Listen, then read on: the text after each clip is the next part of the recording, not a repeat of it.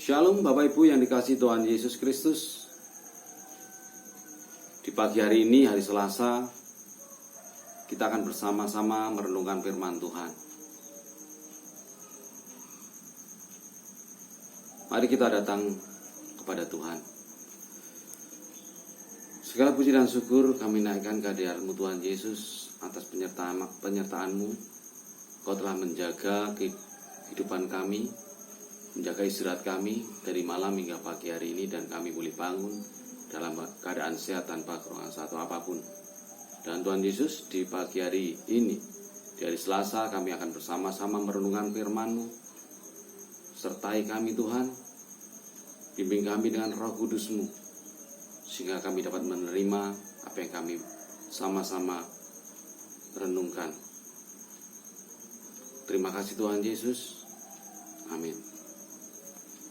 Bapak Ibu yang dikasihi Tuhan Yesus Kristus, di kesempatan hari Selasa pagi hari ini kita akan bersama-sama merenungkan firman Tuhan yang terambil dari kitab Filipi 4 ayat 12 dan 13. Yang demikian firman Tuhan. Aku tahu apa itu kekurangan dan aku tahu apa itu kelimpahan. Dalam segala hal dan dalam segala perkara tidak ada sesuatu yang merupakan rahasia bagiku, baik dalam hal kenyang maupun dalam hal kelaparan, baik dalam hal kelimpahan maupun dalam hal kekurangan. Segala perkara dapat kutanggung di dalam Dia yang memberi kekuatan kepadaku. Demikian firman Tuhan. Pernyataan Paulus dalam nats di atas merupakan suatu bentuk keyakinan dirinya bahwa di satu sisi ia menyadari sebagai pribadi yang inferior, yang adalah sejatinya merupakan sikap yang berasal dari perasaan seseorang di saat dirinya itu merasa tidak sempurna, tidak lengkap, dan penuh dengan kekurangan. Dan di sisi lain, ia tahu jika Tuhan yang memiliki superior.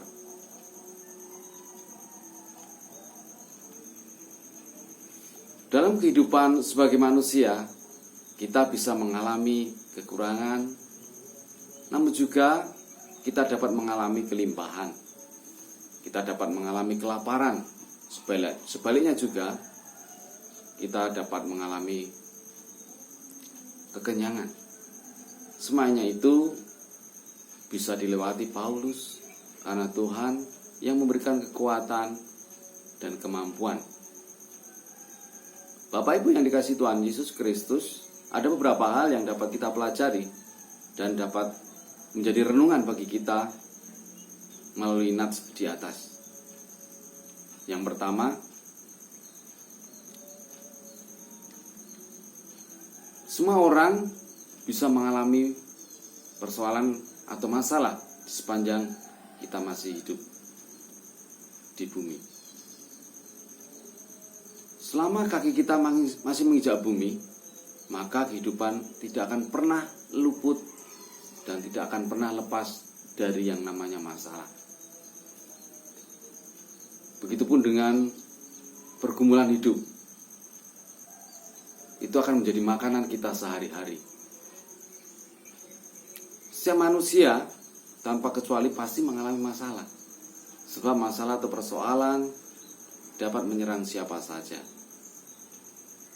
Begitu juga dalam perjalanan kekristenan kita. Tuhan tidak pernah berjanji bahwa setelah mengikut Dia, kita akan terbebas dari masalah. Tuhan berjanji bahwa di dalam Dia selalu ada pertolongan dan jalan keluar.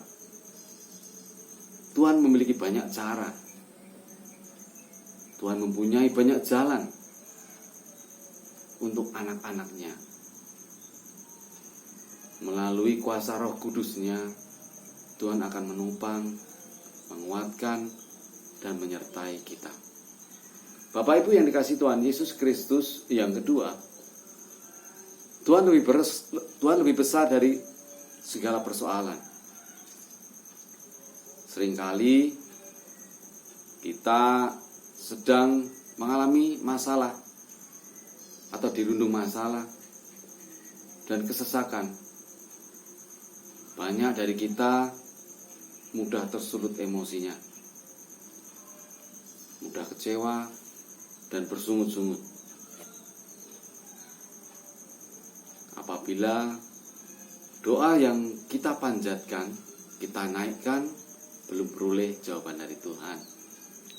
Keluh kesah adalah hal yang manusiawi, tetapi kalau hal ini kita lakukan terus-menerus, akan menjadi penghalang bagi kita untuk mengalami mujizat dari Tuhan. Justru dengan adanya masalah itu akan menjadi kesempatan bagi kita untuk mengaplikasikan iman, sehingga iman kita benar-benar hidup.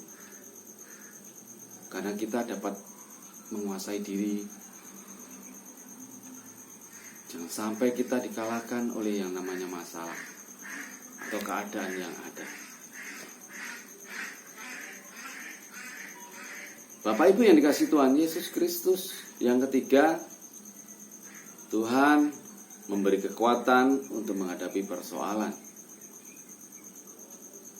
Kekuatan Tuhan akan diberikan kepada setiap orang percaya dalam menghadapi persoalan. Seperti ada tertulis dalam kitab Filipi 4 ayat yang ke-13.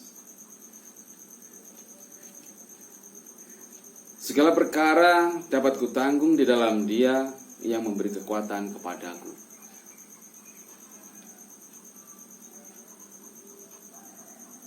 Akibatnya kita Tuhan mampukan untuk melewati segala persoalan yang terjadi dalam kehidupan kita. Demikian pula di dalam Ibrani 13 ayat yang ke-5b dan yang ke-6.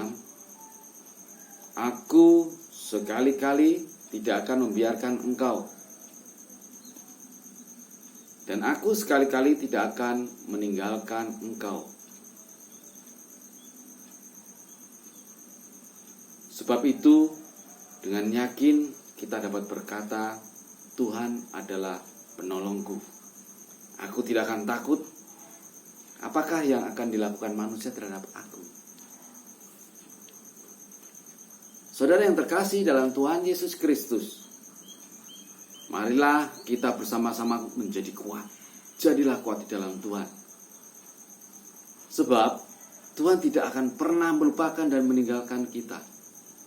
Kasih karunia dan anugerahnya selalu tersedia bagi kita. Terlebih saat ini kita bersama-sama dengan saudara-saudara kita di belahan bumi manapun sedang mengalami persoalan yang sama.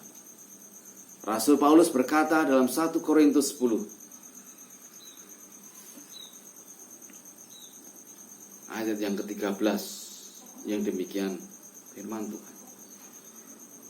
Pencobaan-pencobaan yang kamu alami ialah pencobaan-pencobaan biasa yang tidak melebihi kekuatan manusia.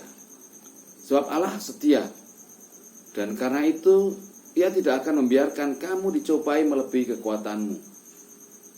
Pada waktu kamu dicobai, Ia akan memberikan kepadamu jalan keluar, sehingga kamu dapat menanggungnya.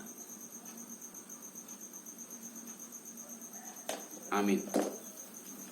Demikian Bapak Ibu dan saudara yang dikasihi Tuhan Yesus Kristus,